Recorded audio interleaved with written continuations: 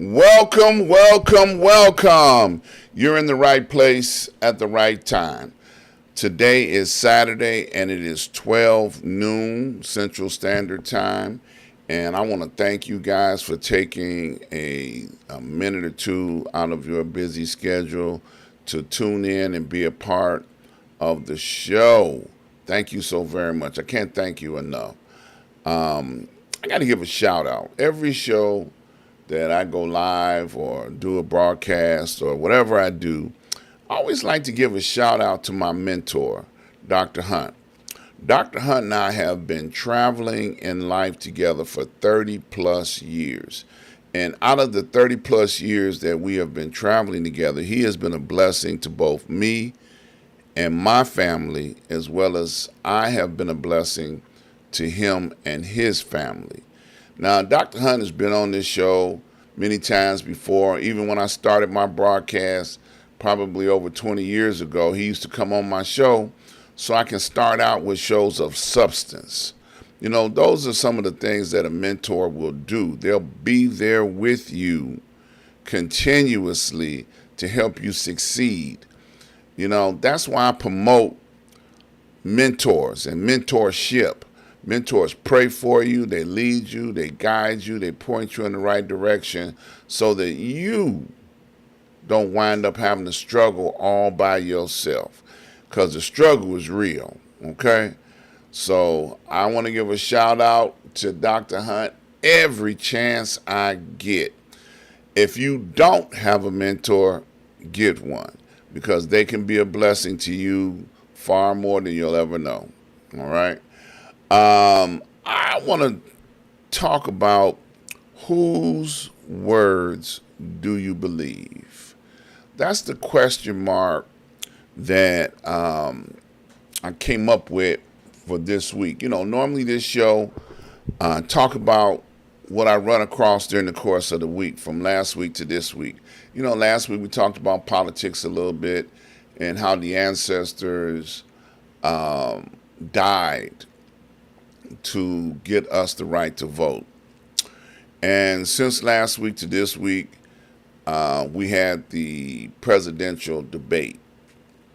And, you know, depending on who you talk to, various people have different opinions about what they saw and what they perceived and what they understood that took place. So, you know, whose words do you believe? Donald Trump,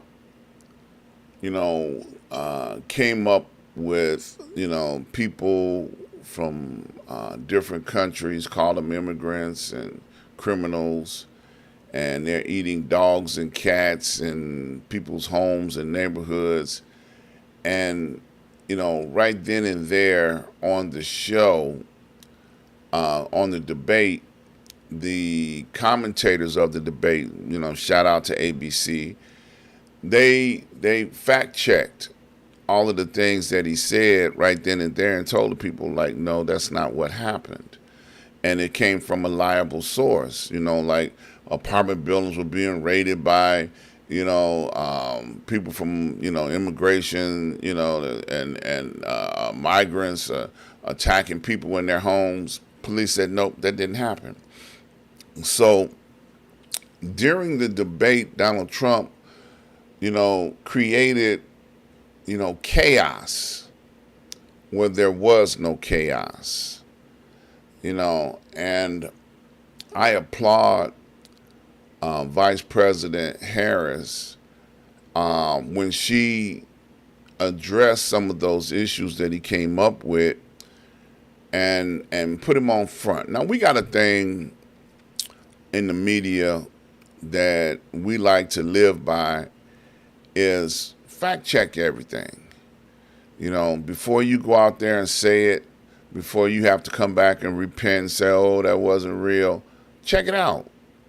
You can go online. They have places that allow you to fact check everything. Now, it's interesting, after Donald Trump had talked about migrants eating dogs and cats, Everybody that's a comedian, started taking pictures with their cat and their dog in their kitchen and on the stove where they was cooking them, fake cooking them anyway. But it's, poking fun and, some of the things that was said. But there was a social media post where there was a Haitian in France that was, chopping up, what looked to be like a dog. Okay? But that's in France. That ain't got nothing to do with the United States. So I don't know how he got the correlation of a Haitian in France and then tried to tie it into something that's going on. Well, if they're doing it over there, they must be doing it over here. So whose words do you believe? I was talking with somebody on this week, and he brought up a very, very, very good point about, as much as we like to believe in the Democrats don't always have our best interests at heart either. They say some things that they're going to do and then don't get around to it. The one thing that I think that some people overlook and forget is that we have the ability now to elect local government, what we call small government. Our local aldermen, our local school boards, our local mayors, our local state officials, we have the ability now to elect them during this presidential election. So who do we want to send to Congress? Do we want to continue to send people with the mentality of a mega? Do we want to send people to Congress that sit back and let things happen to their constituents? I was having a conversation with a gentleman, and he was just like, man, I don't like none of them. He don't like the Republicans, and he don't like the Democrats. So, trying to keep the peace, I said these words to him. I said, you got to pick the lesser of two evils. They're both evil, depending on who you talk to. They both have evil capabilities. They both have evil in their hearts. They believe in what they believe in, and they're willing to die for it, kill for it, whatever. They stand on whatever they stand on. But then sometimes local people suffer. Your family suffer. My family suffers. No matter where you live, we suffer because we need help. And help is not available to us, especially people of color. That's African Americans, colored, Negro, whatever you go by this week. We need help, and we don't always get it. People get jealous over other people that are out there struggling, trying to survive in a new country. But what are you doing? They ask for help. Do you ask for help? So, and when you don't get help because you think they should know to help you, you got to still apply for stuff. I apply for everything, whether I get it or not. Get it to me anyway, because I feel like, as a senior citizen, I'm entitled to some things, But whose word do you believe? If you decide to participate in voting for one of the two evils that are on the ballot, also look under the ticket and see who's on the ticket that has always spoken up for what we need in our household, in our families. That's what we got to look at. We need to begin to take and pay attention to what we can do locally, not just on a national level. National level is a spokesperson on a whole different level. If you took civics or didn't take civics, the president only has limited power. Yeah, he got the title, but Congress got the checkbook. So who are we sending to Congress? Who are we sending to say yay or nay on what they're going to vote for. During the DNC debate, not debate, I'm sorry, the DNC conference in Chicago, former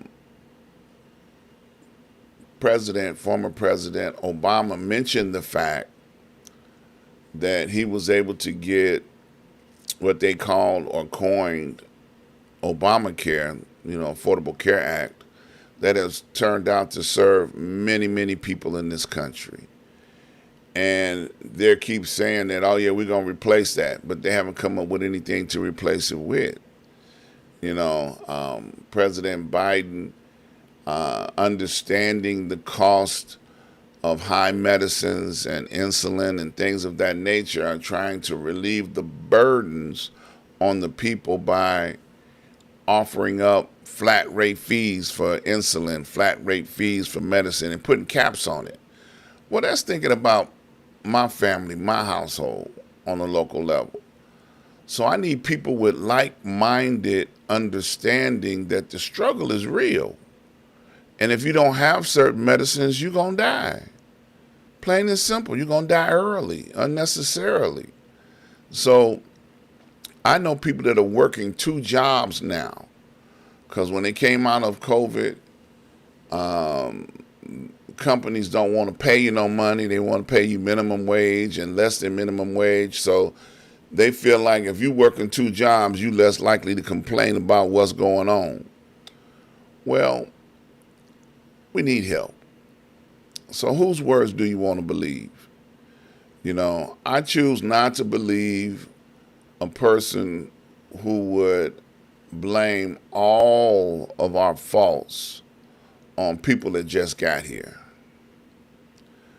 I choose not to believe a person that thinks that his pride and his authority, reached so far as he could have stopped every war that's going on in the world just because he said so. Oh, I would have stopped that. No. I think the United States being a big brother to the world is a good thing, but I think they need to bring some of that charity back home, bring some of that love back home, and help some of the folks that were born and raised in this country, no matter what their skin color is. Help them. We need help. So whose words do you want to believe? I believe that Vice President Kamala has good intentions, but I also know that she's going to have a reality check when she gets in office and all the people tell her what she can and can't do. You can't do this, you can't do that, because they did the very same thing to President Obama. He wanted to do some things that Congress did not want him to do, and he was not able to do it. And everything that he wrote with an executive order, Donald Trump came in and overturned. We've got some very strong racial divides in this country, along with hatred and persecution that Europeans feel like they have a right to do. Europeans forgot that they stole this country from the indigenous people that were here before them. Based on history, how do you discover something when it was already somebody living here? Ooh, that's deep right there. So whose words do you believe? I'm not going to continue ranting and raving about this, but I just want to put some thoughts in your mind. Election cycle's coming up real soon. Investigate who is running in your community, in your neighborhood, that has more effect on what goes on in your household than what goes on in Washington, D.C. Okay, I'm going to say that again. Pay attention to your local elections so that you can find out what's going on and who's going to be in office that will affect what goes on in your household. You know, people like to blame the president on the economy. Well, the last time I checked, the President Biden did not own any grocery chains anywhere in the United States. So the price of groceries that went up was based on the price that the manufacturers of those products, goods, and services raised that level to.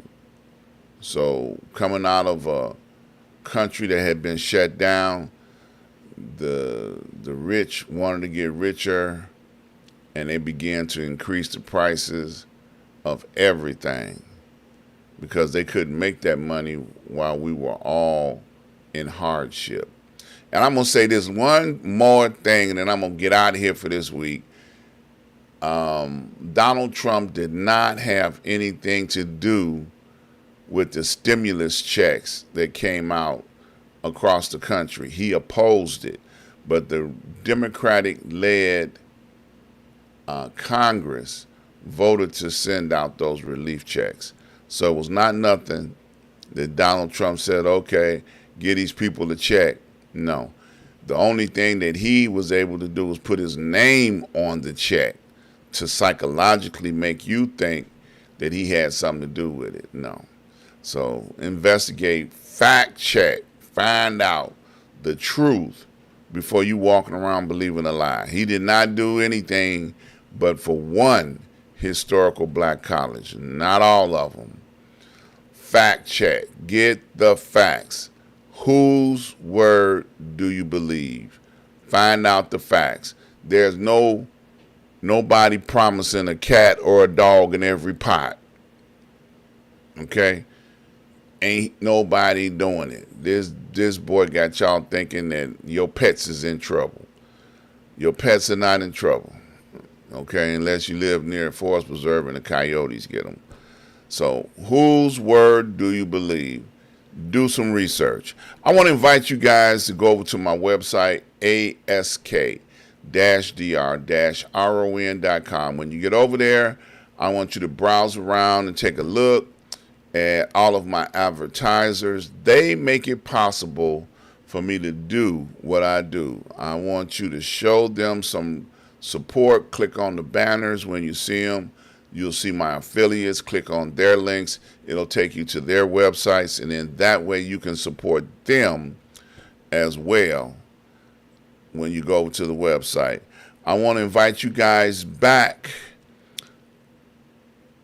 every Saturday, each and every Saturday, to this show, each and every Saturday. Also want to invite you guys to join me each and every Tuesday for the Ask Dr. Ron show. You don't want to miss out on that. And I just want to thank you guys once again for tuning in.